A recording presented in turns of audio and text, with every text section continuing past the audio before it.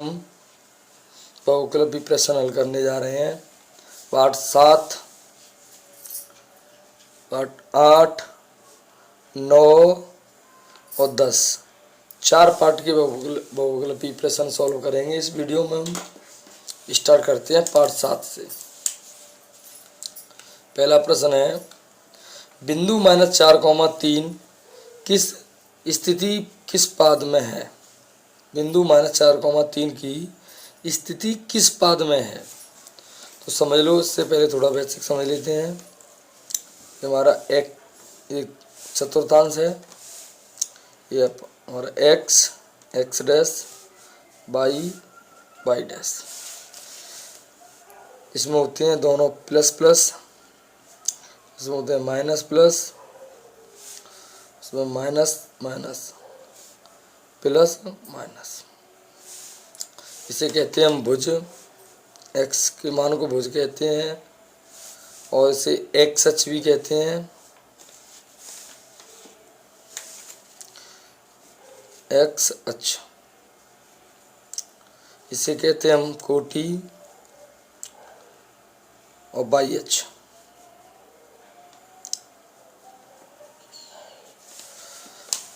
इसे कहते हैं मूल बिंदु।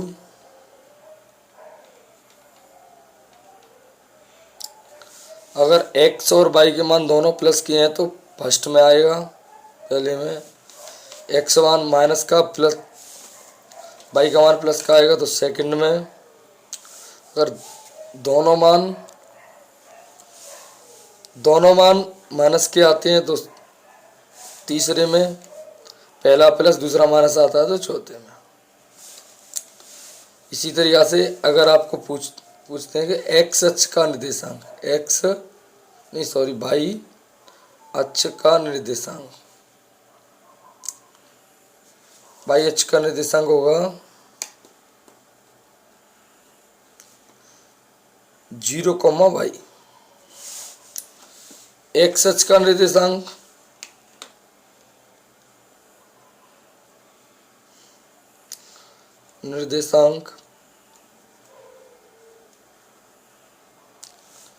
हमारा है x, 0।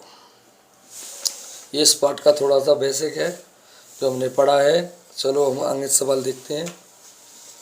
सवाल है, -4, 3 की स्थिति किस पाद में है। तो x का मान माइनस का, y का मान प्लस का, माइनस प्लस दूसरे में, तो आंसर है इसका सेकेंड।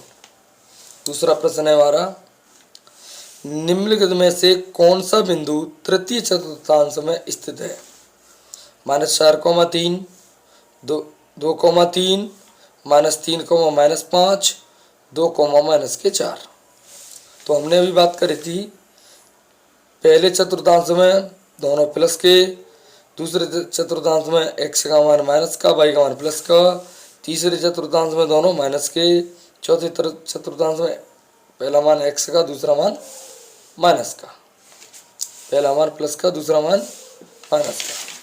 तो दोनों तृतीय चतुर्थांश के पूछ रहा है, दोनों मान माइनस के होंगे, तो ये रहा तीसरा ऑप्शन। अगला प्रश्न है हमारा, सरल रेखा x = -2 तथा y = 3 का कटान बिंदु है। तो ऐसे सवाल में x = -2 तो x का मान -2, y का मान 3,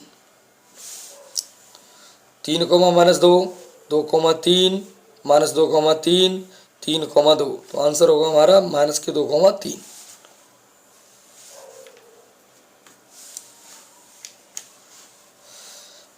y अक्ष का समीकरण है। अगर y अक्ष का समीकरण पूछता है, y अक्ष का समीकरण, तो आंसर होता है हमारा x = 0। और x अक्ष का समीकरण होता है तो x अक्ष का समीकरण पूछता है तो हमारा आंसर होता है y = 0। तो ये पूछ रहा है एक y अक्ष का समीकरण है, तो हमारा x = 0, आंसर ख। x अक्ष पर सभी बिंदुओं की कोटि है जीरो, एक, अनंत, उपरोक्त सभी। इसका समझते हैं। ये हमारा अक्ष, ये एक्स अक्ष, ये वाई अक्ष। सवाल है एक्स अक्ष पर सभी बिंदुओं की कोटि। तो पहला मान होता है भुज, दूसरा होता है कोटि। एक्स अक्ष पर बाई का मान होता है 0, तो भुज भी क्या होगी, वो कोटि भी क्या होगी, 0। तो आंसर है हमारा बाई अक्ष पर, एक्स अक्ष पर सभी बिंदुओं की कोटि है 0। अगर प्रश्न होता बाई अक्ष पर सभी बिंदुओं का भुज, तो 0। एक्स अक्ष पर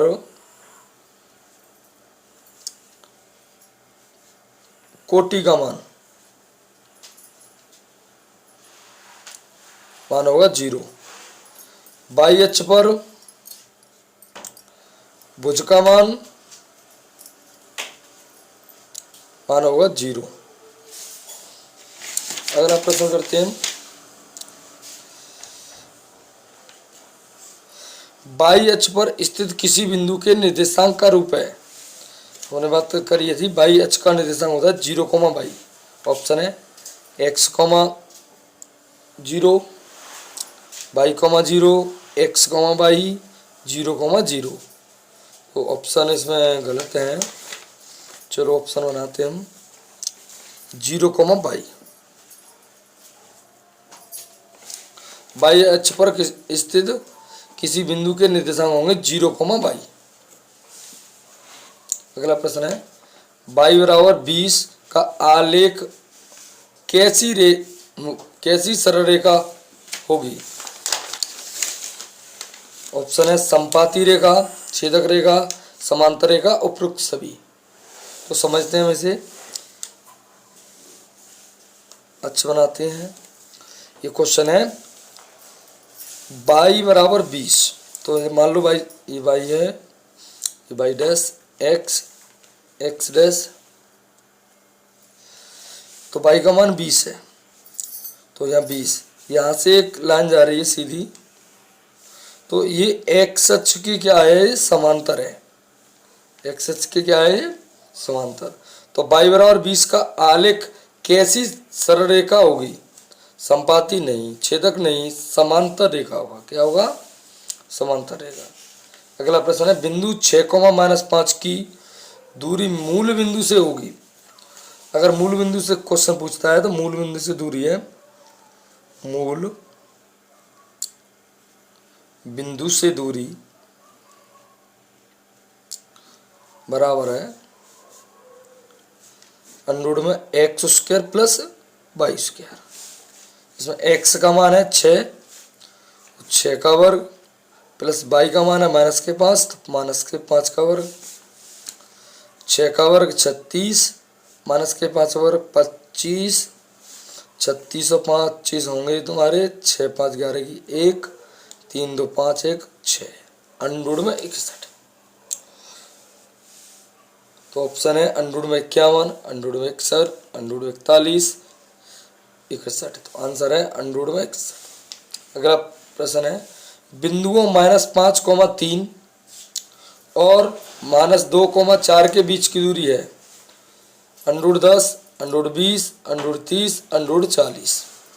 बीच की दूरी निकालने का फॉर्मूला है, ये वाला मान है हमारा x1, ये हमारा मान है हमारा y1, ये x2 और ये y2। सूत्र है बीच की दूरी का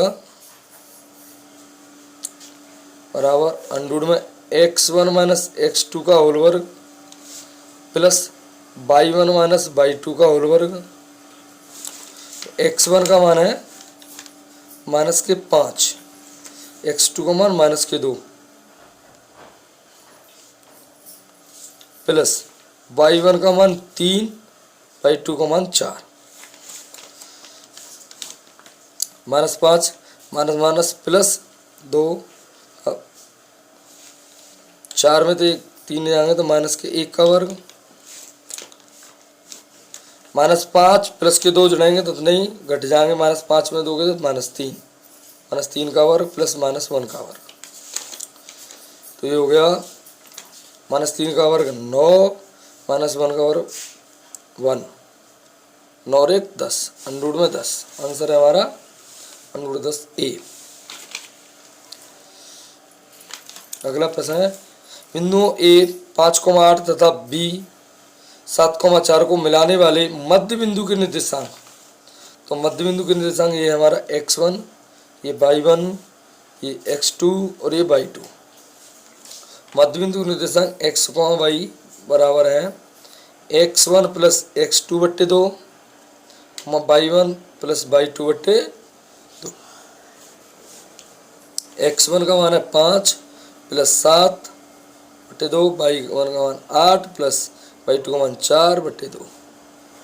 7 5 12, 12 बट्टे 2, 8 4 12, 12 बट्टे 2, 2 से 12 काटेंगे 6 और 6, आंसर आएगा 6 6।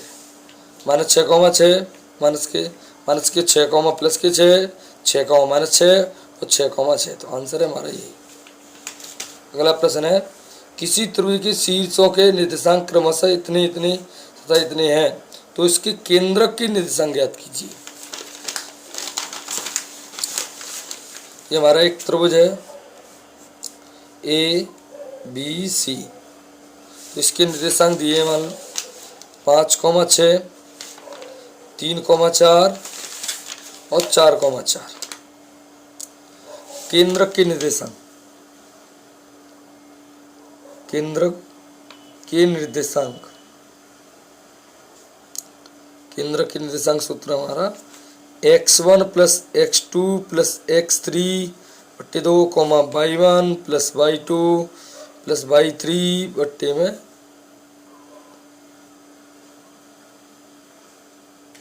3। x1 का मान है हमारा 5, x2 का मान 3, x3 का मान 4 बट्टे में 3, y1 का मान 6, y2 का मान 4, y3 का मान 4 बट्टे में 3। 5 3 8, 8 4 12, 12 बट्टे 3, 6 4 10, 10 4 14, 14 बट्टे 3, तो आंसर आएगा 3 से 4 बार, तो 4,14 बट्टे 3। तो हमारे ऑप्शन है 4,14 बट्टे 3, 6,7, 14 बट्टे 3 बट्टे 4, 3,14, तो आंसर हमारा 4,14 बट्टे 3। अब हम चलते हैं पाठ 8 के बहुविकल्पी प्रश्नों पर। आप एक बार इन प्रश्नों को देख सकते हैं।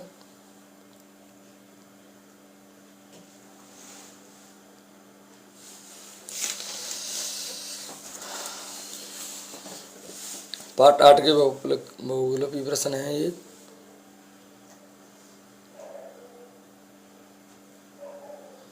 वीडियो को रोक करके आप सॉल्व कर सकते हैं।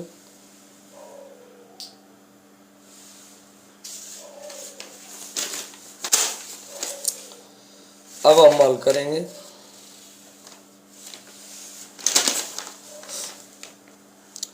एक समकोण त्रिभुज की लंब 12 तथा आधार 5 हो तो कर्ण ज्ञात कीजिए।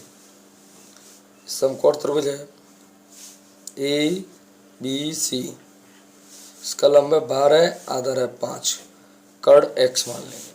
फॉर्मूला है कर्ण का वर्ग बराबर आधार का वर्ग प्लस लंब का वर्ग।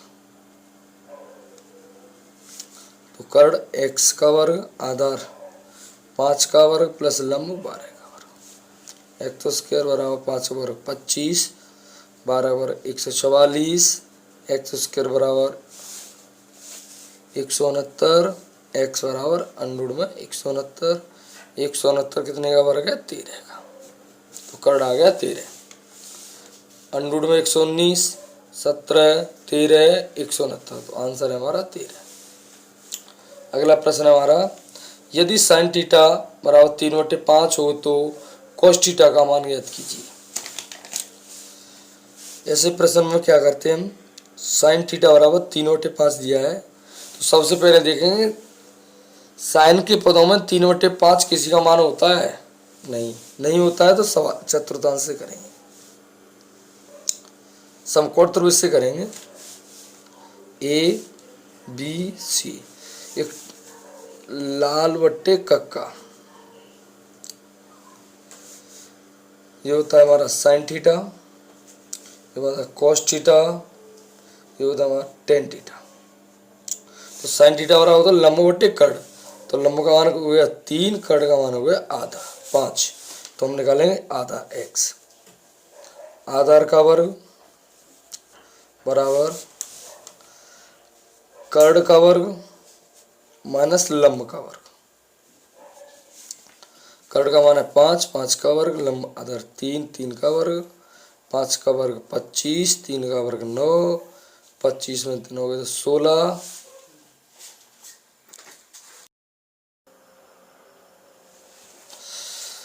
आधार का मान है x, x का वर्ग, x का वर्ग, x का वर्ग, x बराबर अंडूर में 16, 16 कितने का वर्ग है 4 का, तो आंसर हमारा क्या हो गया, आधार हो गया 4।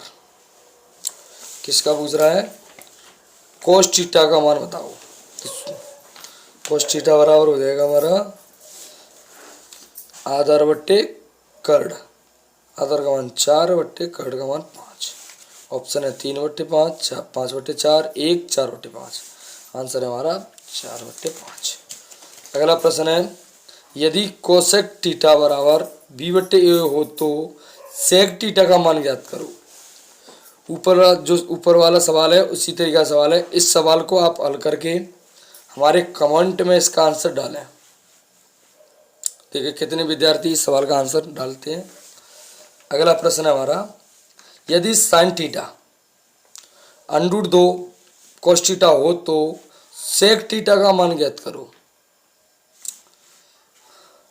√3/2, √3 और 1/√3 और 1, तो देखिए साइन थीटा बराबर √2 कोस थीटा, कोस थीटा को साइन थीटा के बट्टे में ले आएंगे, साइन थीटा बटे कोस थीटा बराबर √2, साइन थीटा बटे कोस थीटा किसका फॉर्मूला होता है टेन थीटा, टेन थीटा बराबर √2। अब टेन के बदल में √2 किसी का मान होता नहीं है, तो क्या करेंगे हम इसके नीचे 1 मान लेंगे। अब वो नियम लगाएंगे ये वाला, लाल बट्टे का आधार, तो लंब का मान कितना हो गया √2, आधार का मान हुआ 1, अब लिखा रहे हैं हम कर्ण, तो कर्ण यानी AC, इसे निकालें x, तो x का वर्ग बराबर आधार का वर्ग यानी √2 का वर्ग प्लस 1 का वर्ग। दो सवाल हमने सूत्र से कर लिए हैं, अब सूत्र में टाइम खर्च ना करेंगे। √2 का वर्ग 2 प्लस 1 3 x², x बराबर √3, तो कर्ण हो गया हमारा √3। क्या पूछ रहा है, सेक थीटा बराबर, सेक थीटा बराबर सूत्र होता है हमारा कर्ण बट्टे आधार, कर्ण का मान है √3, आधार का मान है 1, तो आंसर हो गया हमारा √3, √3/2, √3, 1/√3, 1, तो आंसर हो गया हमारा √3।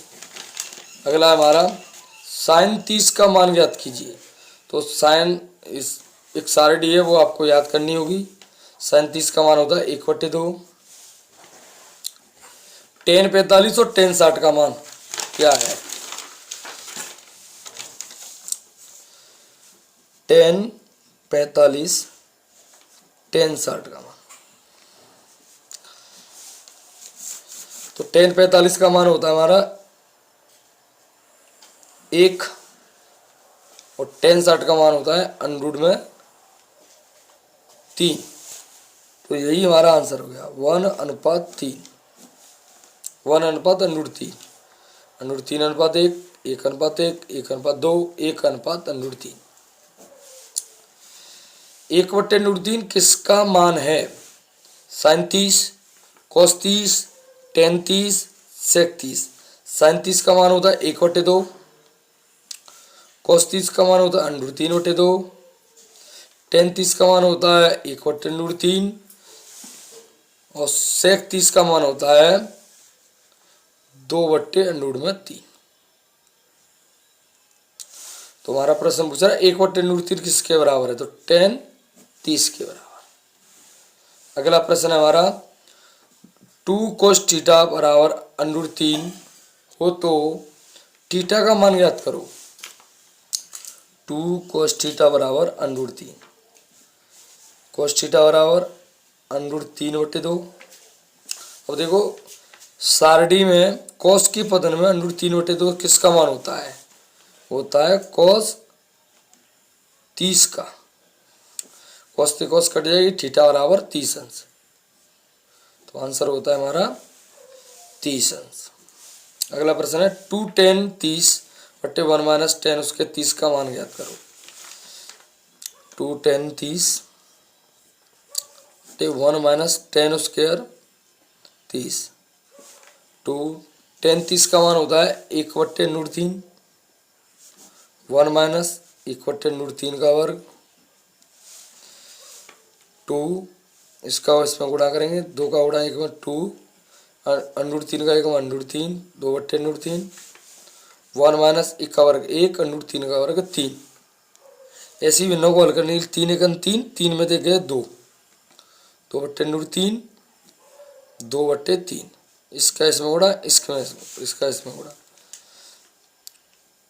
2 × 3 बटे √3 × 2, 2 से 2 कट गई, √3 से √3 वो 3 कट गई √3 बार, तो आंसर आ गया है हमारा √3। नहीं काट भी समझ में आई तो दोबारा समझ लो। 2 × 3 √3 × 2, 2 से 2 कट गया, 3/√3, इसके हर का परिमेयकरण करेंगे, √3 × √3, 3 √3 बटे √3 का 3 में देंगे 3, 3 से 3 कट गया, आंसर आ गया √3। तो आंसर है हमारा √3। अगला प्रश्न है हमारा cos 60 cos 30 - sin 60 sin 30 का मान होगा। इस सवाल को हम हल करेंगे। cos 60 का मान होता है 1/2, cos 30 का मान होता है √3/2, sin 60 का मान होता है 1/2, नहीं √3/2 sin 60 का मान, और sin 30 का मान 1/2। √3 का 1 गुणा करें √3, 2 का 2 गुणा करें 4, 1 का √3, 2 का 2 में 4, इससे कट गया 0, आंसर आ गया। एक तरीका और है, चलो हम इस पार्ट में इस सवाल की ट्रिक बताते हैं। देखिए जब कभी भी cos के साथ हो, उसके बाद में sin के साथ हो, तो एक फॉर्मूला बनता है हमारा cos A cos B - sin A sin B बराबर होता है हमारा cos A + B। अगर यहाँ प्लस होती है तो यहाँ हो जाता है माइनस, तो यही कंडीशन है cos A cos B - sin A sin B। तो हो जाएगा cos A की जगह पर 60 + B की जगह पर 30, cos 90 का मान होता है 0, आंसर हो गया हमारा 0। अगला प्रश्न है निम्नलिखित में कौन cot थीटा के बराबर है। 1/cosec theta, sin/cos theta, 1/tan theta, cos थीटा/tan थीटा, तो आंसर हमारा 1/tan थीटा। sin 50/cos 40 का मान होगा। देखो यहाँ साइन है, इसके बारे में बात करते हैं। अगर आपका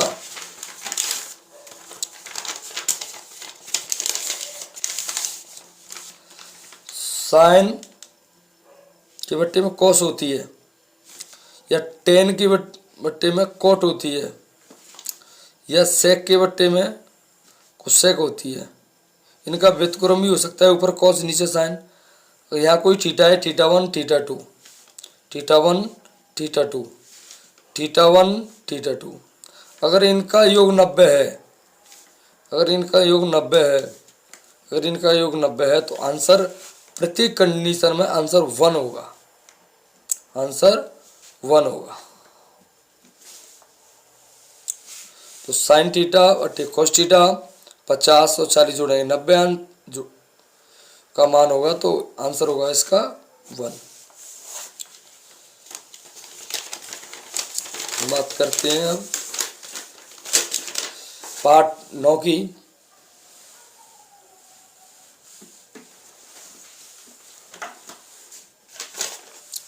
ये प्रश्न है पार्ट 9 में।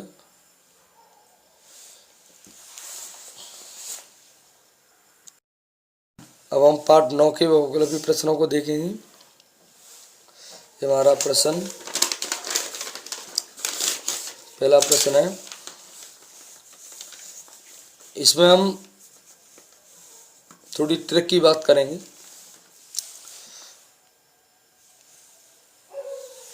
बारह मीटर ऊंची खम्भे की जमीन पर पड़ी रही छाया की लंबाई 4√3 मीटर है, तो सूर्य का उन्नयन कोण ज्ञात कीजिए।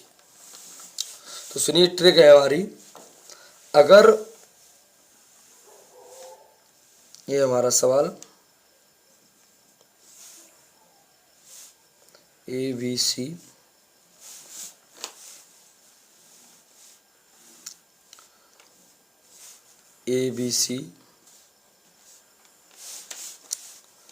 और ABC, तीन ट्रिक बताएंगे हम आपको।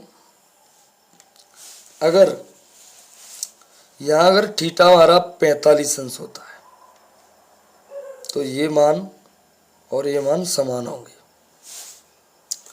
थीटा 45 है, अगर हमारे पास आधार का मान दिया है, इसका मान पूछ रहा है, तो समान होगा।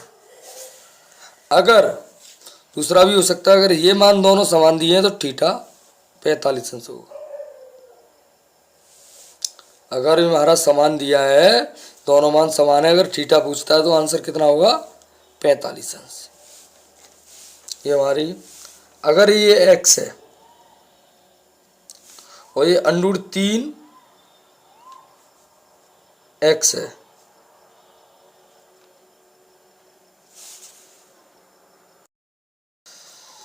अगर हमारा लंब का मान x और आधार का मान √3 x होता है तो यहाँ थीटा होगा 30 अंश।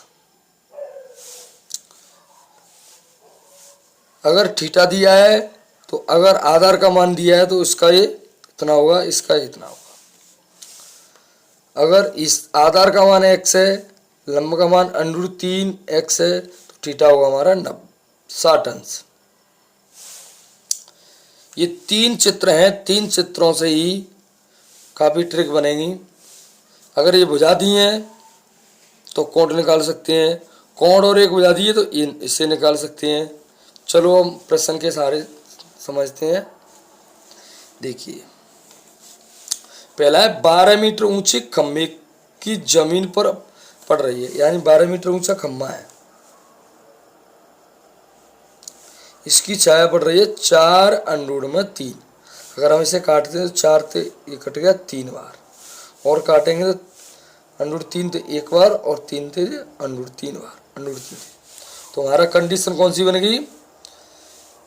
√3 और 1 वाली। तो थीटा कितना हो जाएगा हमारा? 60 अंश। तो देखते हैं ऑप्शन में, सूर्य का उन्नयन कोण है 30 अंश, 45 अंश, 60 अंश, 90 अंश।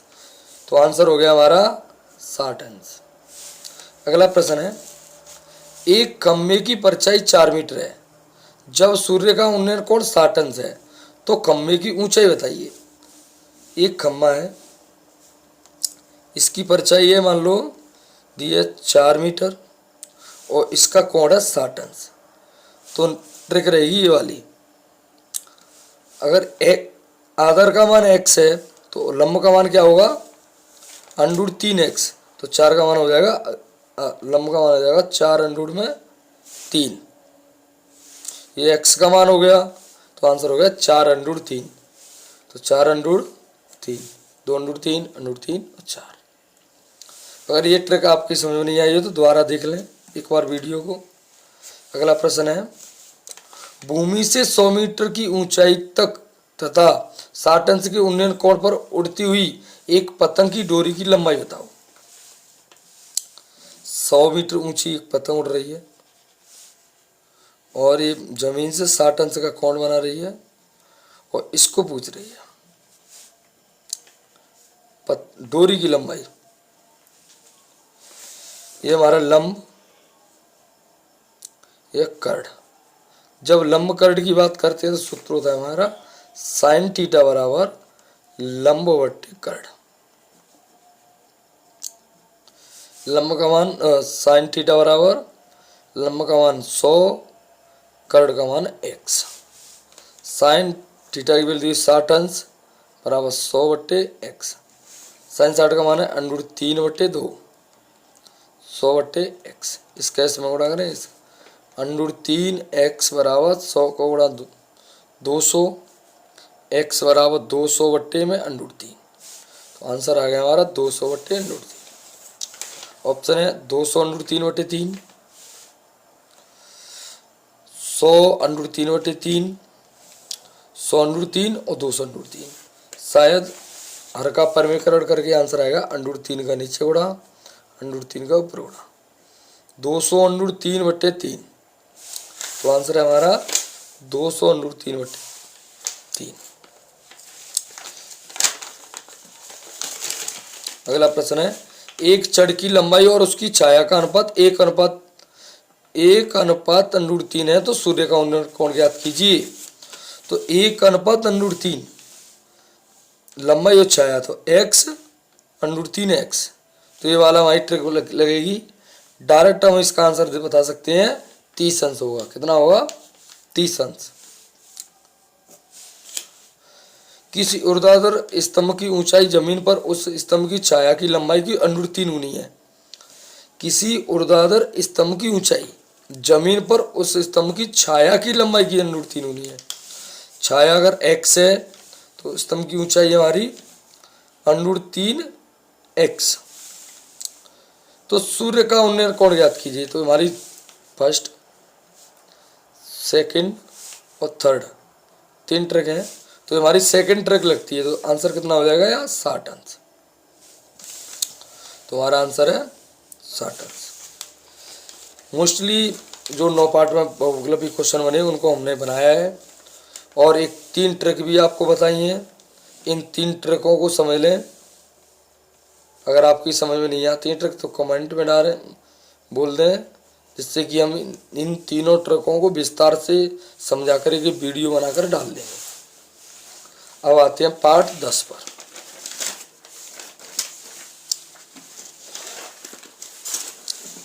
हमारे पार्ट 10 के वो बहुविकल्पी क्वेश्चन।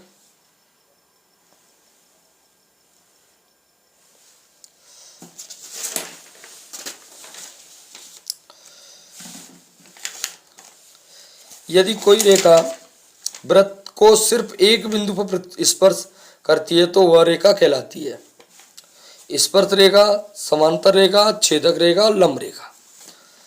अगर कोई वृत्त है, इसको एक रेखा स्पर्श करती जाती है तो इसे कहते हैं हम स्पर्श रेखा। जिस बिंदु पर प्रक्षेप करती जाएगी उसको कहेंगे स्पर्श बिंदु। स्पर्श बिंदु। अगर कोई रेखा 2 बिंदुओं पर काटती हुई जाती है तो उसे कहते हैं हम छेदक रेखा। तो हमारा क्वेश्चन है, यदि कोई एक रेखा वृत्त को सिर्फ एक बिंदु पर स्पर्श करती है तो वह रेखा कहलाती है स्पर्श रेखा। अगला प्रश्न है, किसी वृत्त पर कितनी स्पर्श रेखाएं खींची जा सकती हैं? 1, 0, 2, अनंत। जैसे ये वृत्त है, इस वृत्त पर यह वृत्त अनेक बिंदुओं से मिलकर बना है, अनंत बिंदुओं से मिलकर बना है। तो प्रत्येक बिंदु से हम स्पर्श रेखा खींच सकते हैं। प्रत्येक बिंदु से स्पर्श रेखा खींच सकते हैं। इसका मतलब यह है कि एक वृत्त से अनंत रेखा खींची जा सकती है। तो आंसर है हमारा 4। किसी वृत्त पर बाह्य बिंदु से कितनी स्पर्श रेखा खींची जा सकती है? किसी बाहरी बिंदु से ये हमारा वृत्त है, कोई बाहरी बिंदु है, इससे 1 और 2, ओनली 2 रेखा खींची जा सकते हैं स्पर्श रेखा, और भी दोनों रेखाओं की लंबाई समान होती है। मान लो ओ, ये ए और बी, ये पी, तो इनकी रेखा की लंबाई समान होती है और ये त्रिज्याओं पर लंब होती हैं। 2, 3, 4, 5, तो आंसर है हमारा 2। अगला प्रश्न है हमारा, बाह्य स्पर्श करने वाली 2 वृत्तों के उभयनिष्ठ स्पर्श रेखाओं की संख्या है। 1, 2, 3, 4। प्रश्न है हमारा, बाह्य स्पर्श करने वाले 2 वृत्तों की उभयनिष्ठ रेखा कितनी हो सकती है?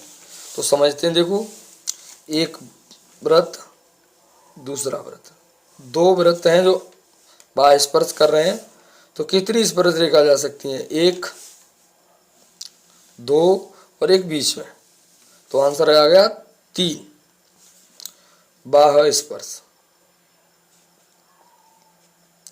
अगर अंतः स्पर्श करती हैं तो होगी 1 आंसर। कितना होगा? अंतः स्पर्श। अगर प्रतिच्छेद करती है तो, वृत्त प्रतिच्छेद करते हैं तो 1, 2, तो आंसर होगा 2। प्रतिच्छेद करते हैं तो हमारा बाह्य स्पर्श करेंगे तो 2 स्पर्श रेखा होंगी, अंत स्पर्श करेंगे तो 1 रेखा होंगी, प्रतिच्छेद करते होंगे वृत्त एक दूसरे को तो हमारी 2 स्पर्श रेखा होंगी। तो आंसर है हमारा, क्वेश्चन है हमारा, बाह्य स्पर्श करने वाली 2 वृत्तों के उभयनिष्ठ स्पर्श रेखा होंगी 3।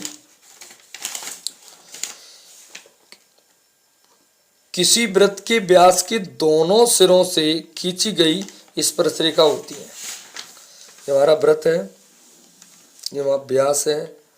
अगर इस सिरे से एक रेखा खींचेंगे हम और इस सिरे से, दोनों रेखा एक दूसरे के समांतर होती हैं, L समांतर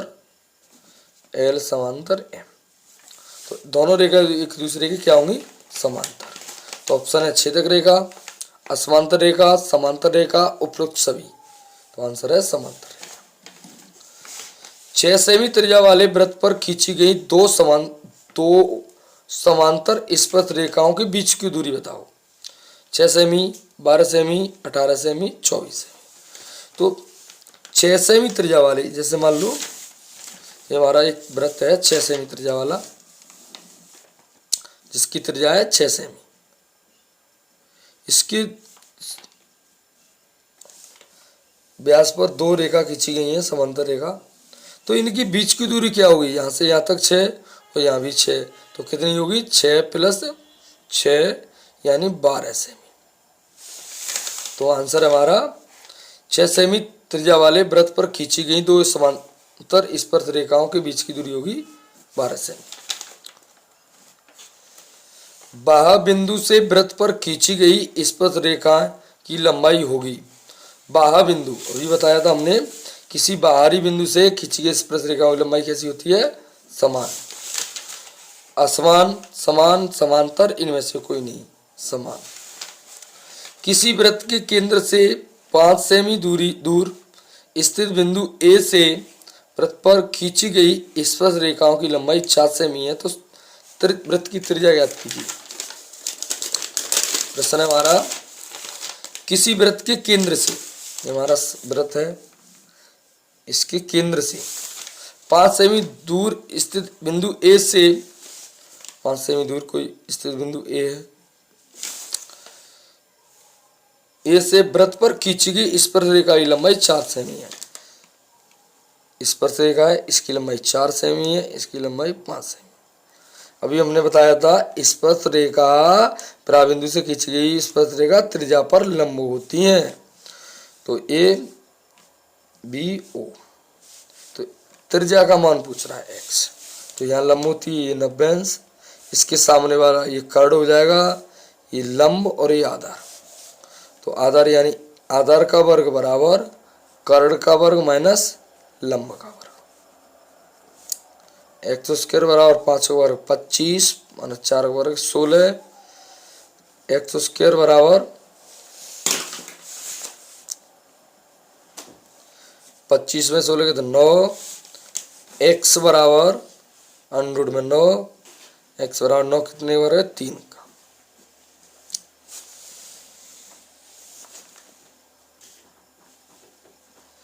लगभग हमने इस वीडियो में 7, 8, 9 और 10 पार्ट की जितने इंपॉर्टेंट वोकैबुलरी प्रश्न बनते थे वो हमने सॉल्व किए हैं। अब आपकी बारी है। वीडियो अच्छी लगे तो शेयर करें, कमेंट करें और सब्सक्राइब करें